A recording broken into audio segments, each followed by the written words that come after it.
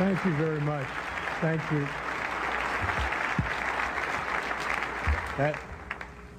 That's the lowest I've ever seen Dick Vitale since the owner of the Detroit Pistons called him in and told him he should go into broadcasting. Right? I can't tell you what an honor it is to even be mentioned in the same breath with an Arthur Ashe. This is something I certainly will treasure forever. But as was said on the tape, I don't have one of those things going with the cue cards, so I'm going to speak longer than anybody else has spoken tonight. That's the way it goes. Time is very precious to me. I don't know how much I have left, and I have some things that I would like to say. Hopefully, at the end, I'll have something that will be important to other people too. But I can't help it. Now when I'm fighting cancer, everybody knows that.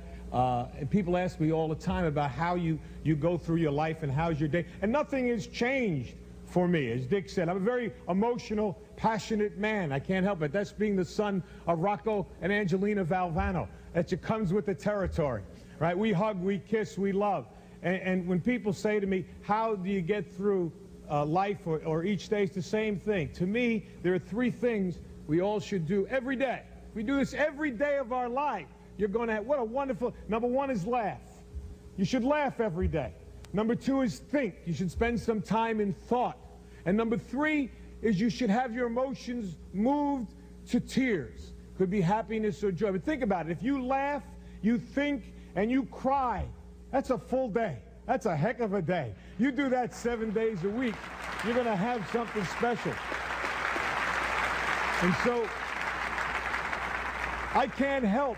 I rode on the plane up today with Mike Krzyzewski, my good friend and a wonderful coach, but people don't realize he's a 10 times better person than he is a coach, and we know he's a great coach. He's meant a lot to me in these last 5 or 6 months of my battle. But when I look at Mike, I think we competed against each other as players. I coached against him for 15 years, and I always have to think about what's important in life is to think, to me, of three things: where you started, where you are, and where you're going to be. Those are the three things that I try and do every day. And, you know, when I think about getting up and giving a speech, I can't help it. I have to remember the first speech I ever gave. I was coaching at Rutgers University. That was my first job. That's wonderful. And I was the freshman coach. That's when freshmen played on freshman team. And I was so fired up about my first job. I see Coach Holtz here. What was it like the first job you had, right? The very first time you stood in the locker room to give a pep talk. That's a special place, the locker room, for a coach to give a talk. So my idol as a coach was Vince Lombardi. And I read this book called Commitment to Excellence by Vince Lombardi. And in the book, Lombardi talked about the first time he spoke before his Green Bay Packer team in the locker room. They were perennial losers. And I'm reading this, and Lombardi said he was thinking, should it be a long talk, a short talk? But he wanted to be emotional. He said, be brief. And this is what he did. Normally you get in the locker room, I don't know, 25 minutes, a half hour before the team takes the field. You do your little X and O's, and then you give the great Newt Rockety talk. We all do. Speech number 84. You pull them right out. You get ready. Get your squad ready. This is the first one I ever gave. And I read this thing, Lombardi, what he said was he didn't go in. He waited. His team was wondering, where is he? Where is this great coach? He's not there. 10 minutes. He's still not there. 3 minutes before they have to take the field, Lombardi comes in, bangs the door open, and I think you all remember what great presence he had. Right? Great presence. And he walked in, and he just walked back and forth like this, just walked, staring at the players. And he said, all eyes on me. And I'm reading this in this book, and I'm getting a picture of this Lombardi before his first game. And he said, gentlemen, we will be successful this year. You can focus on three things and three things only: your family, your religion, and the Green Bay Packers. And he like that. And the rest of it, they knocked the walls down. The rest was history. I said, that's beautiful. I'm going to do that. Your family, your religion, and Rutgers basketball. That's it. I had it. Listen, I'm 21 years old. The kids I'm coaching are 19. All right? And I'm going to be the greatest coach in the world, the next Lombardi. And I'm ready. And I'm practicing out right beside the locker room. The manager's telling me, you got to go in. Not yet, not yet. Family, religion, Rutgers basketball. All eyes on me. I got it. And now finally he said, 3 minutes. I said, fine. True story. I go to knock the doors open, just like Lombardi. Boom! They didn't open. I almost broke my arm. I was like, it was when it didn't open. Now I'm down. The players are looking. Coach, help the coach up. Help him up. And now I did like Lombardi. I walked back and forth, right? And I was going like that with my arm, get the feeling back in it. And finally I said, gentlemen, all eyes on me. These kids wanted to play. They're 19. Let's go. I said, gentlemen, we'll be successful this year if you can focus on 3 things and 3 things only. They said, your family, your religion, and the Green Bay Packers, I told them. I did that. I remember that.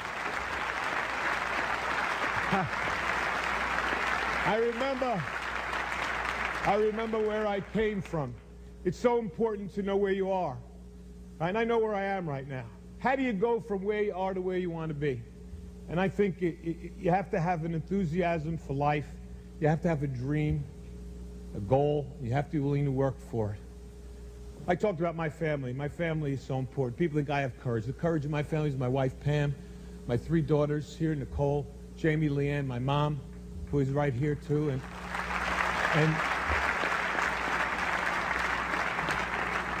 that screen is flashing up there 30 seconds like I care about that screen right now, huh? I got tumors all over my body. I'm worried about some guy in the back going 30 seconds, huh? You got a lot. Hey, panabla, buddy. You got a lot. Right, kidding me? I just got one last thing. I urge all of you, to enjoy your life, the precious moments you have, to spend each day with some laughter and some thought, to get your emotions going, to be enthusiastic every day. And Ralph Waldo Emerson said, nothing great can be accomplished without enthusiasm. To keep your dreams alive in spite of problems, whatever you have, to be able to work hard for your dreams to come true, become a reality. Now I look at where I am now, and I know what I want to do. What I would like to be able to do is to spend whatever time I have left and to give and maybe some hope to others. All right? Arthur Ashe Foundation is a wonderful thing. And AIDS, the amount of money pouring in for AIDS is not enough, but it is significant. But if I told you it's 10 times the amount that goes in for cancer research, I also tell you that 500,000 people will die this year of cancer. And I also tell you that 1 in every 4 will be afflicted with this disease. And yet, for somehow, we seem to have put it in a little bit of the background. I want to bring it back on the front table. We need your help. I need your help. We need money for research. It may not save my life. It may save my children's lives. It may save someone you love. And it's very important. And ESPN has been so kind to support me in this endeavor and allow me to announce tonight that with ESPN's support, which means what? Their money and their dollars, that they're helping me, we are starting the Jimmy V Foundation for Cancer Research.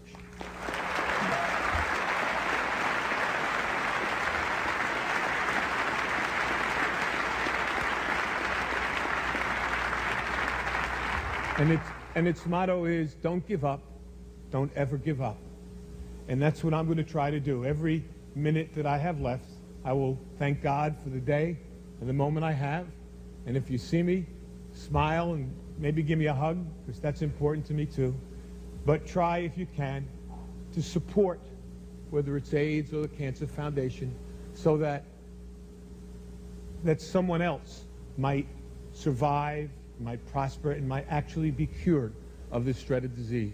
I can't thank ESPN enough for allowing this to happen, and I'm going to work as hard as I can, for cancer research, and hopefully maybe we'll have some cures and some breakthroughs. And I'd like to think I'm going to fight my brains out to be back here again next year for the Arthur Ashe recipient. I want to give it next year.